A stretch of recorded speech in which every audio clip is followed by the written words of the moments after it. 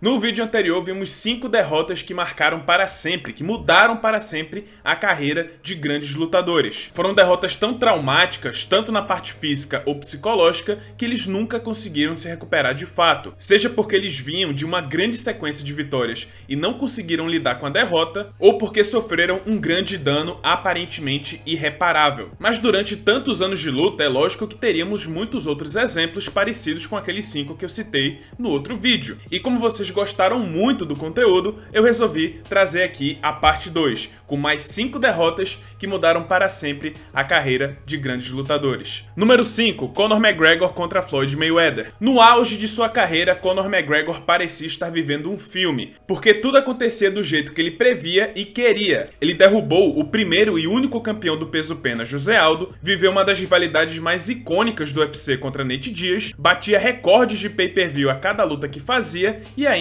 foi protagonista do primeiro evento do UFC no Madison Square Garden, o histórico UFC 205, que serviu como palco para o maior feito de toda a sua carreira, o primeiro campeão de 2 categorias ao mesmo tempo na história do UFC. E a próxima missão de McGregor foi ainda mais ousada. No primeiro grande crossover entre MMA e boxe, o irlandês tentaria, em sua primeira luta na nobre arte, derrubar o maior pugilista dessa geração, Floyd Mayweather, que nunca havia perdido em mais de 20 anos de carreira e 49 lutas profissionais. Caso cumprisse sua missão, McGregor poderia se aposentar como uma verdadeira lenda dos esportes de combate. O primeiro duplo campeão da história do UFC, que derrubou José Aldo em 13 segundos e que em sua primeira luta de boxe profissional teria vencido um dos maiores pugilistas de todos os tempos. Se ele realmente conseguisse vencer Mayweather, McGregor seria eternizado e ainda teria centenas de milhões de dólares para aproveitar em sua aposentadoria. Mas infelizmente para o irlandês, a lógica aconteceu. No 10º round do combate, McGregor foi despachado por Floyd Mayweather, que venceu por nocaute técnico e atingiu o cartel de 50/0. Só que mesmo falhando em sua missão, o McGregor ainda levou para casa a sua bolsa de 130 milhões de dólares. E com todo esse dinheiro no bolso e já tendo cumprido seu grande sonho no UFC, que era se tornar duplo campeão, o McGregor acabou dando uma relaxada na sua carreira, tanto que abriu mão do seu cinturão do UFC. E quando voltou para enfrentar o novo campeão, Khabib Nurmagomedov,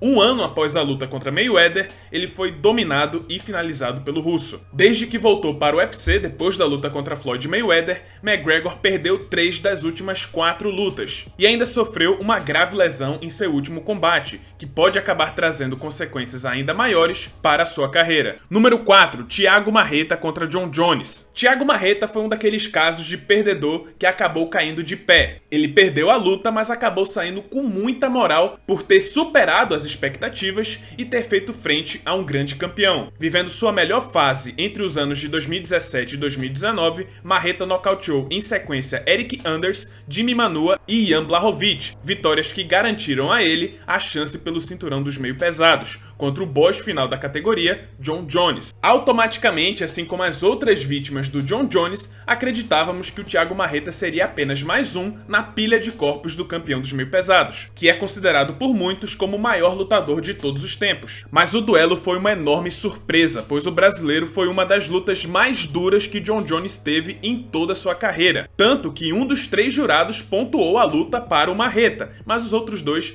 viram vitória do John Jones, que venceu por decisão dividida. Ainda assim, essa foi a primeira vez na carreira do John Jones que pelo menos um jurado viu a sua derrota. Mas a performance do Marreta fica ainda mais impressionante quando você descobre que ele lutou lesionado desde o primeiro round. Ele rompeu o ligamento do joelho. E agora você deve estar se perguntando, qual foi o ligamento que ele rompeu? O posterior, o anterior, o menisco? Bom, todas as alternativas estão certas. Sim, Thiago Marreta rompeu todos os ligamentos do joelho esquerdo e ainda sofreu lesões e rompimentos parciais nos ligamentos do joelho direito. E isso tudo desde o primeiro round. Imaginem o que o Marreta poderia ter feito se tivesse com os joelhos intactos. Só que infelizmente nunca vamos descobrir, porque após a luta, Marreta passou mais de um ano parado e quando voltou, ele não era mais o mesmo. Aquela explosão, aquela agressividade simplesmente desapareceram e ele perdeu 3 das próximas 4 lutas que fez. Não tem como afirmar de certeza, óbvio, óbvio, só quem pode dizer isso é o próprio Marreta, mas é bem possível que as lesões que ele sofreu na luta contra Jon Jones possam ter causado essa mudança na postura do Marreta em suas lutas no MMA. Número 3, Cody Garbrandt contra TJ Dillashaw, mais uma vítima do Shang Tsung do UFC. No fim de 2016, Cody Garbrandt impôs uma das melhores performances já vistas ao destronar o grande campeão dos galos Dominick Cruz, e após esse baile, todos esperavam que Cody seria o próximo grande rei do peso galo. E em sua primeira defesa, ele enfrentaria o ex-campeão, ex-parceiro de treinos e ex-amigo TJ Dillashaw. E por causa do passado entre os dois, que treinavam juntos na Team Alpha Male, uma grande rivalidade começou, que foi apimentada com a participação dos dois no TUF. Mas chegando no dia da luta, apesar de ter conseguido o knockdown no primeiro round, Cody foi ceifado por TJ Dillashaw e perdeu seu cinturão logo na primeira defesa. Cody ainda ganhou uma revanche imediata contra Dillashaw, mas foi novamente nocauteado, dessa vez no primeiro round. E já nessa luta podemos ver que Dillashaw sugou a alma de mais um, porque Cody não parecia nem um pouco com aquele campeão que derrubou o Dominick Cruz em seu auge, exagerando na agressividade, na burrice e na total falta de defesa. Sem falar que seu queixo parece ter sido exposto pelos dois nocautes que ele sofreu contra TJ Dillashaw. E contando com essas duas lutas que eu citei, Cody perdeu 5 dos últimos 6 combates que fez e foi nocauteado em 5, e no total ele levou 7 knockdowns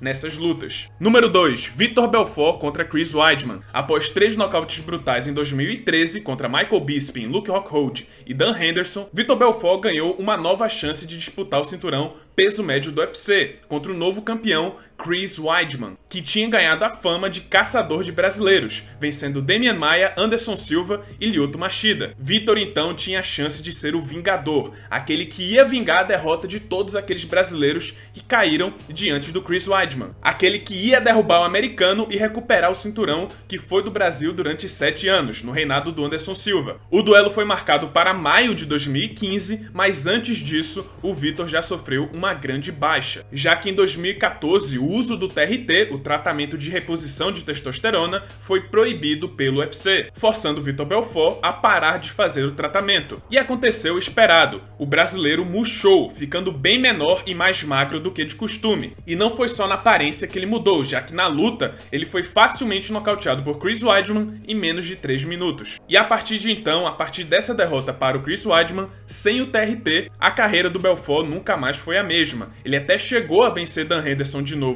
em uma decisão muito polêmica no Brasil contra Nate Marquardt, mas foi nocauteado por Jacaré, Gegard Mousasi, Kelvin Gastelum e Lyoto Machida, derrotas que culminaram em sua aposentadoria do MMA. Número 1, Ronda Rousey. Ronda Rousey, a primeira campeã da história do UFC, a grande estrela, a sensação mundial, vivendo uma fase espetacular, invicta, suas lutas acabavam em segundos, ela havia defendido seu cinturão 6 vezes consecutivas, um recorde até hoje, e aparecia em filmes, programas famosos, enfim, era uma verdadeira estrela. E dentro do octógono, muita gente estava dizendo que ela era a versão feminina do Mike Tyson no UFC, já que suas lutas acabavam em segundos. E naquela que deveria ser a maior luta de sua carreira, com mais de 50 mil pessoas presentes em Melbourne, ela enfrentaria a multicampeã mundial de boxe, Holly Holm. E na luta, muito provavelmente inspirada pelas diversas comparações que fizeram entre ela e Mike Tyson, a campeã tentou se provar em pé e lutar de igual para igual com uma verdadeira boxeadora profissional. E deu a lógica, Ronda foi humilhada, brutalizada e nocauteada por Holly Holm,